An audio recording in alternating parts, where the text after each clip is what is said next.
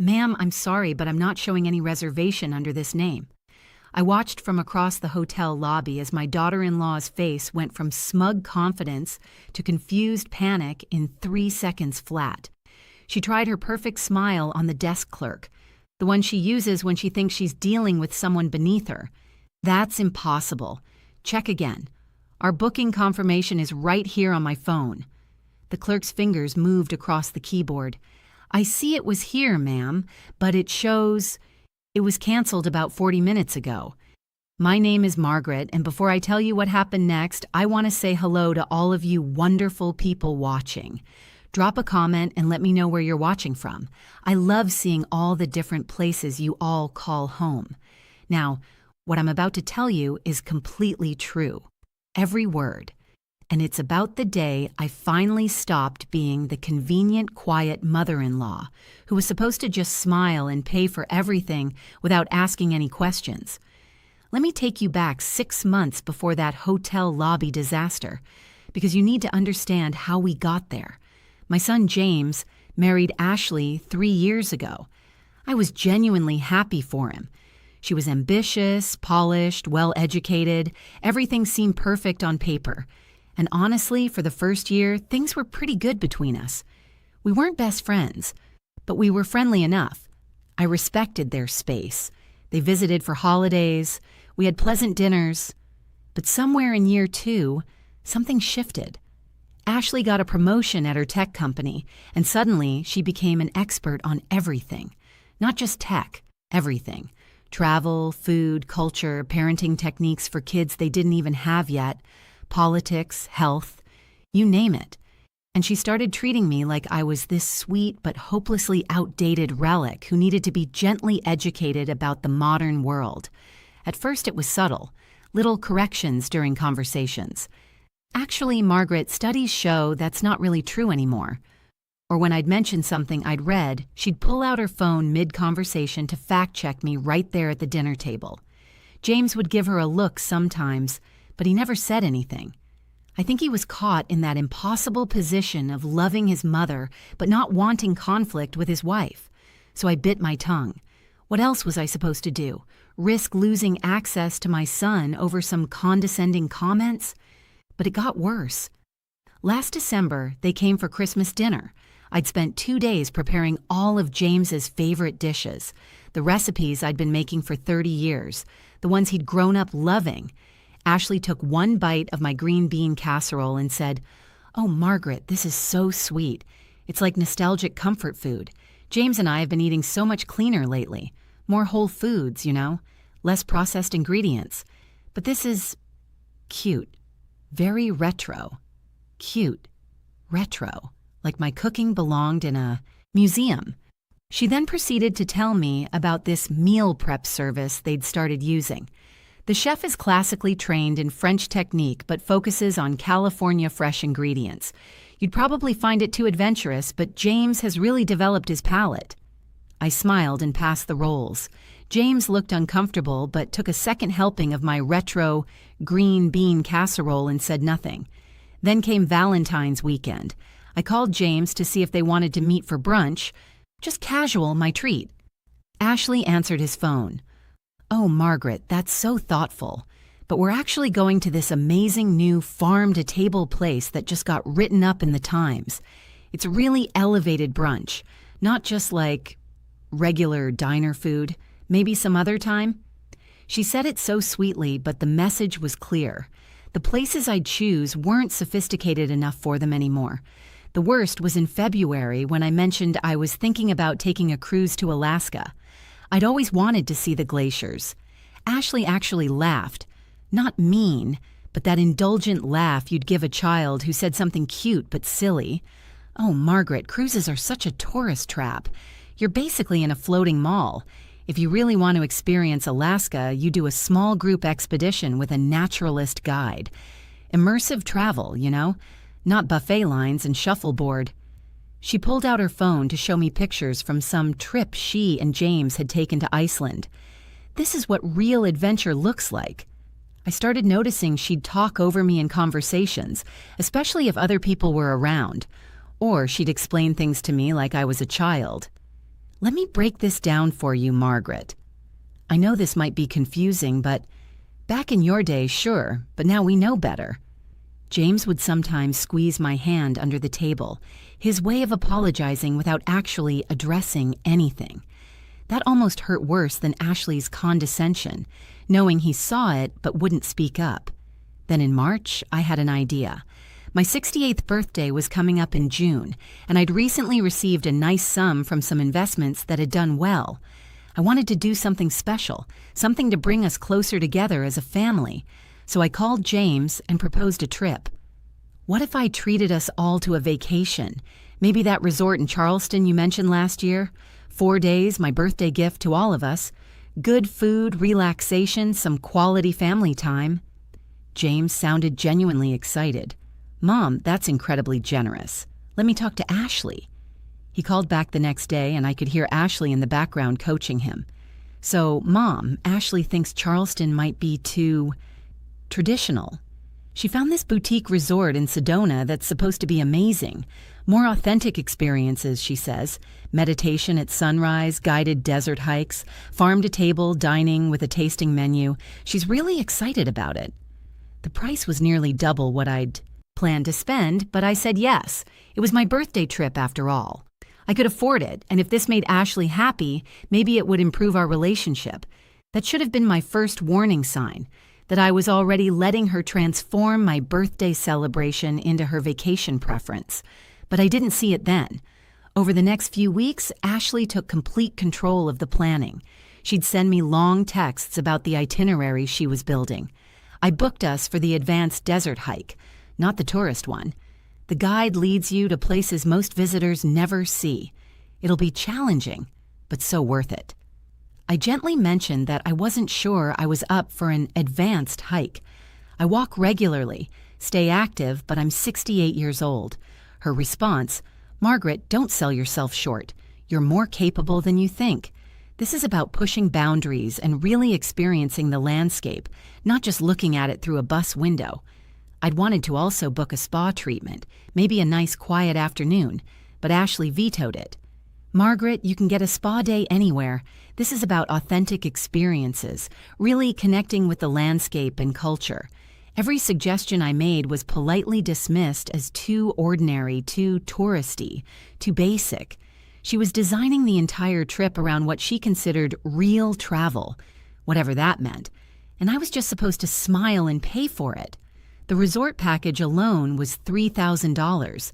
Then she added excursions, premium dining experiences, a private wine tasting. Every time she added something, she'd text, "Don't worry, this is all on the card you gave James, right? These experiences are what make travel meaningful." Yes, I'd given James my credit card information for booking everything. It seemed easier than trying to coordinate multiple reservations. He was listed as the primary guest, and everything was being charged to my card. By the time we were ready to leave, I'd spent close to $7,000 on a 4-day trip that bore no resemblance to what I'd originally envisioned. But I kept telling myself it would be worth it if we could just reconnect as a family. The morning we were set to leave, I arrived at their apartment so we could all ride to the airport together. James had offered to drive and leave his car in long-term parking, again on my dime. But who was counting anymore? Ashley answered the door in head-to-toe athleisure designer wear that probably cost more than my entire suitcase of clothes. She looked at my rolling carry-on bag and actually laughed. "Oh, Margaret, you're not planning to check that, are you? Real travelers never check bags. It's so inefficient. Here, James has a compression bag you can use to fit everything into a backpack." "I'm comfortable with my suitcase, sweetie." She sighed like I'd just insisted on using a rotary phone. "Suit yourself. But when you're waiting at baggage claim while we're already in the Uber, don't say I didn't warn you." In the car, she spent the whole drive explaining travel hacks to me, like I hadn't been flying for 45 years. Always use mobile boarding passes, never the kiosk. Download the airline app. Make sure you have TSA pre-check. Oh, wait, you probably don't have that, do you? That's okay, the regular security line isn't too bad if you go early enough. "I've had pre-check for 4 years, I said quietly. "Oh, good for you, Margaret. See, you're learning." like I was a kindergartner who'd finally mastered tying my shoes. James stared straight ahead at the road, his jaw tight. At the airport, Ashley was in her element, striding through the terminal like she owned it, making comments about amateur travelers who didn't know the efficient routes. When an older couple stopped to check a monitor for their gate, she literally said, "That's why you download the app, so much faster." At our gate, I tried to make conversation about what we were each most looking forward to. Ashley cut me off mid-sentence to answer a work call, holding up one finger in a wait gesture while she paced around talking loudly about quarterly projections. Fine. I pulled out my book. When she finished, 20 minutes later, she didn't apologize or ask what I'd been saying. Instead, she launched into a monologue about the resort's architectural significance and the chef's Michelin background, explaining things she'd already texted me about, as if I couldn't possibly remember or understand without her verbal annotation. On the plane, first class, naturally, which Ashley had upgraded us to without asking if I wanted to spend the extra money, she spent the entire flight making comments about other passengers. See how they're struggling with their bags? That's why you travel light. Look at them ordering regular drinks. The signature cocktails are so much better. When the flight attendant offered me a wine, Ashley leaned over. "Margaret, you should try the local Arizona Vintner option.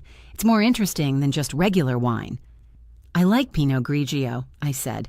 "Sure, but when you travel, you should branch out. Try new things. That's what makes it an experience." I ordered the Pinot Grigio. Ashley ordered the Arizona wine, tried it, made a face, and asked for a vodka soda instead. When we landed in Phoenix, we had an hour drive to Sedona. James had rented an SUV, premium tier, Ashley's choice, my credit card. She called shotgun immediately, relegating me to the back seat like a child. Then she spent the drive giving James directions, even though the GPS was running, while simultaneously playing TikToks on her phone without headphones. Every few minutes, she'd turn around to point out something through the window. "See that formation, Margaret? That's why Sedona is sacred to indigenous peoples. It's about respecting the spiritual significance of the land, not just taking selfies," said the woman who'd been taking selfies at every opportunity since we left the apartment. As we got closer to Sedona and the red rocks came into view, even I had to admit it was stunning. I said something about how beautiful it was. "Wait until you see it at sunset," Ashley said. "Most tourists just see it in harsh daylight and think they've experienced Sedona. But real travelers know the magic hours." Most tourists, real travelers. She kept using these phrases, this constant distinction between people who knew what they were doing and people, like me apparently, who didn't. We pulled up to the resort around 3 o'clock. It was beautiful, I'll give Ashley that. Adobe-style architecture, stunning views, a peaceful fountain in the courtyard.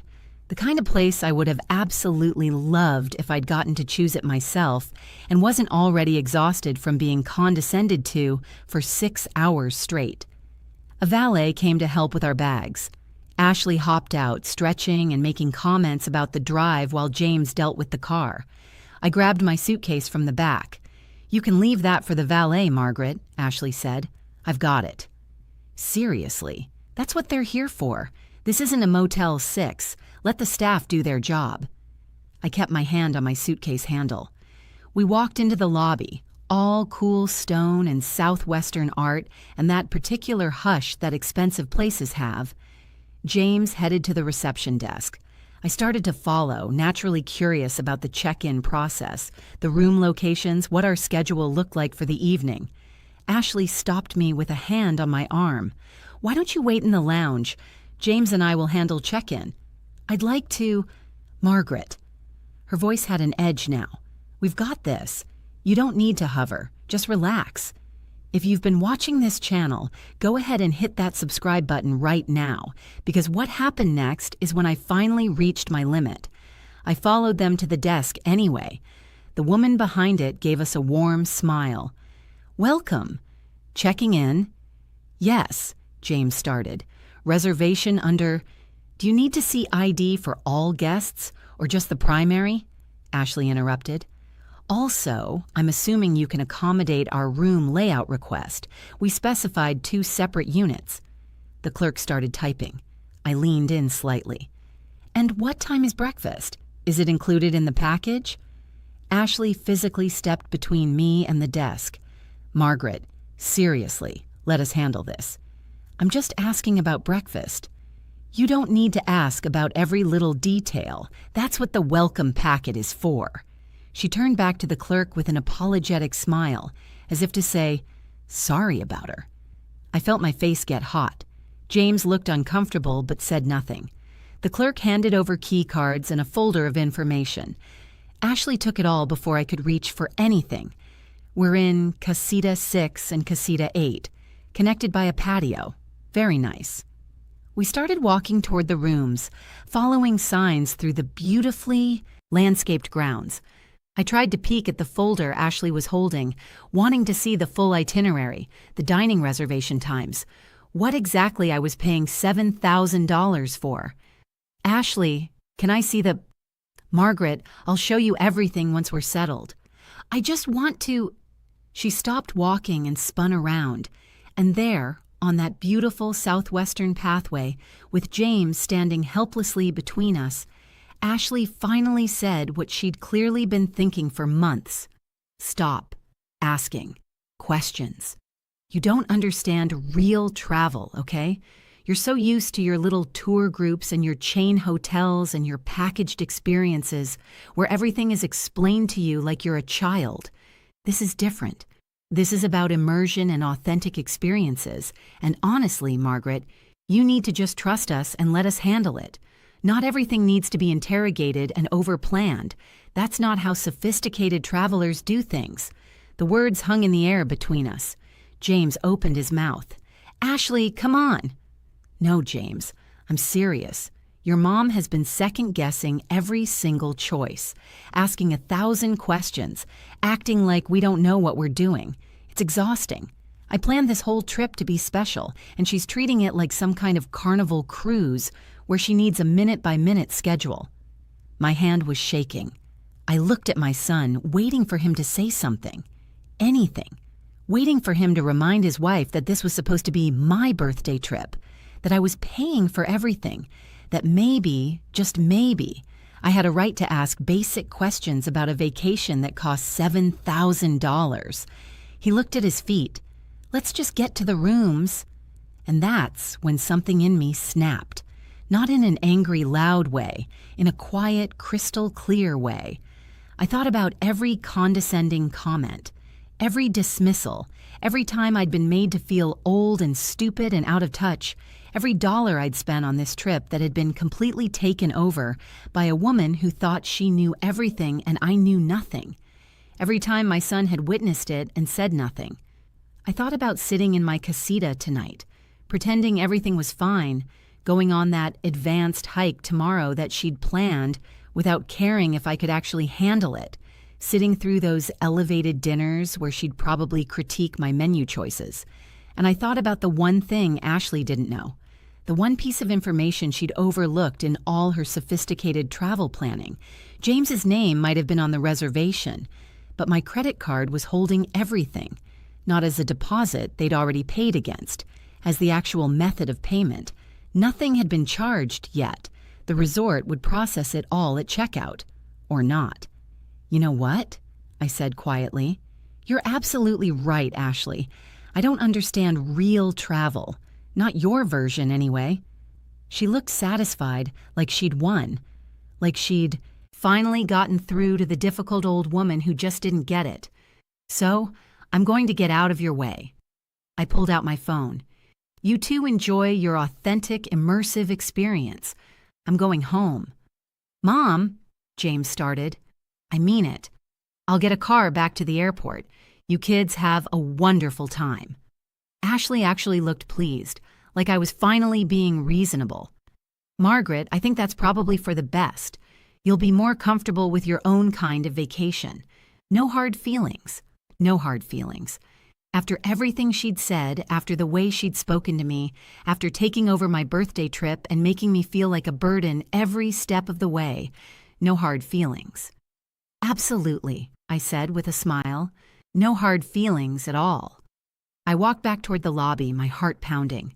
Behind me, I could hear James and Ashley talking in low voices, probably relieved that the difficult mother-in-law was removing herself from their sophisticated vacation. I found a quiet corner of the lobby near a window with a view of those stunning red rocks. I sat down in a leather chair and I opened my banking app. My hands weren't shaking anymore. They were perfectly steady. I found my credit card account. There were the pending charges, all of them. Resort package, room charges, the upgraded car rental, the premium excursions Ashley had booked, the private wine tasting, every single addition she'd made to my original simple birthday trip idea. The charges hadn't posted yet. They were just authorizations holding the amounts. I stared at that screen for maybe 30 seconds, giving myself time to be absolutely sure. Was I really going to do this? Was I really going to leave my son and his wife stranded at a resort with no way to pay? Then I remembered her voice. You don't understand real travel. I called the resort's main line. Thank you for calling Canyon Shadows Resort. This is Marina. How may I help you? Hi, Marina. My name is Margaret Donovan. I have a reservation that checked in just now under my son's name, James Donovan. The charges are on my credit card. Authorization only at this point. I need to cancel the entire reservation immediately. Let me look this up. Can I ask why you're canceling? Change of plans. My son and his wife are adults. They can handle their own accommodations. There was typing. Ma'am, I see they literally just checked in about 15 minutes ago. Are you sure? There will be a cancellation fee since it's same day. I'm very sure. What's the fee? $200. That's fine. Much cheaper than $7,000. Please proceed. More typing. A long pause. Okay, ma'am, I've processed the cancellation. The authorization will be removed from your card within an hour, and we'll charge just the cancellation fee. I should tell you, though, your son and daughter-in-law have key cards, and they're probably in their rooms now. They'll be asked to settle a new form of payment within the next 30 minutes, or they'll need to vacate. That sounds perfect. Thank you, Marina. I hung up. I sat in that chair looking at those red rocks, and I felt lighter than I'd felt in 2 years. Then I called a car to take me back to Phoenix. I called the airline and changed my flight to a red-eye that night.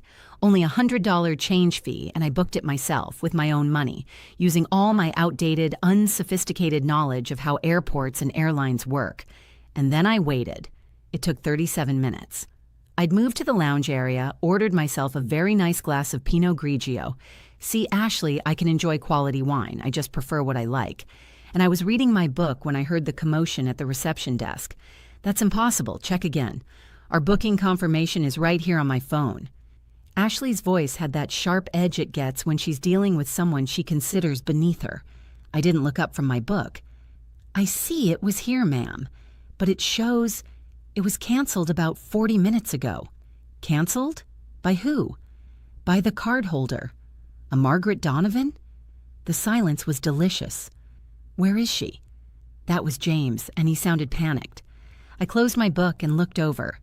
They were both at the desk, the clerk looking supremely uncomfortable.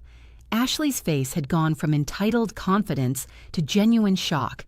She kept looking at her phone like the confirmation number would somehow materialize their reservation back into existence. James saw me in the lounge. Mom, what did you do? I stood up, picked up my wine glass, and walked over. Slowly. Let them wait. What did I do? I stopped asking questions, sweetie, just like Ashley told me to.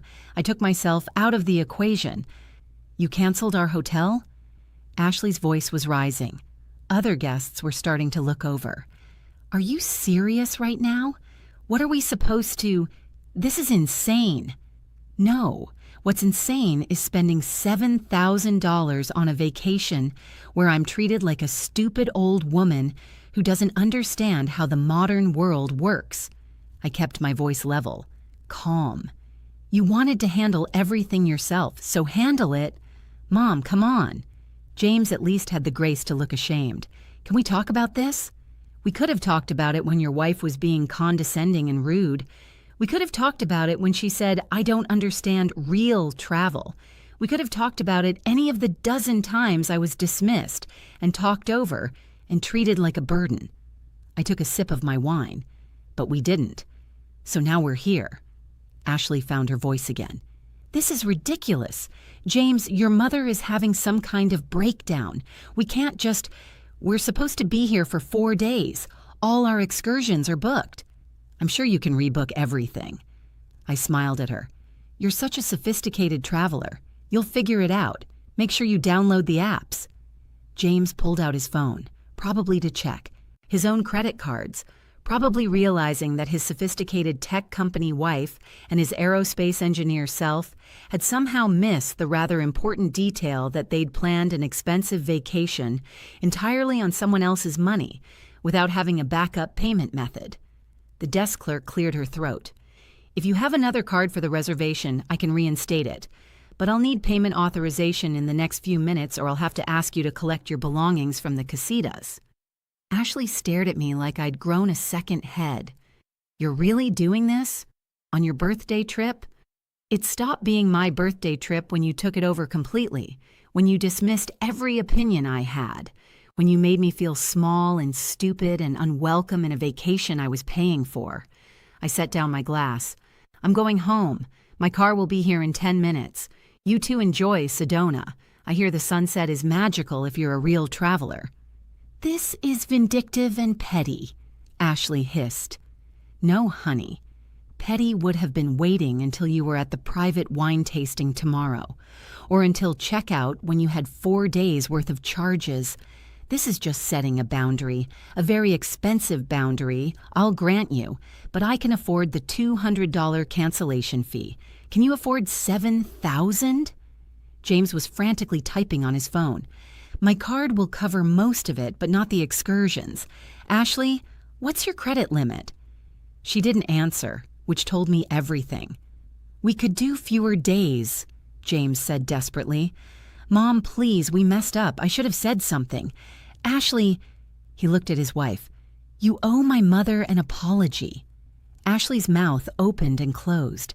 She looked genuinely lost. This woman who always had something to say, some correction or explanation or condescending piece of advice. "I'm not interested in an apology right now," I said.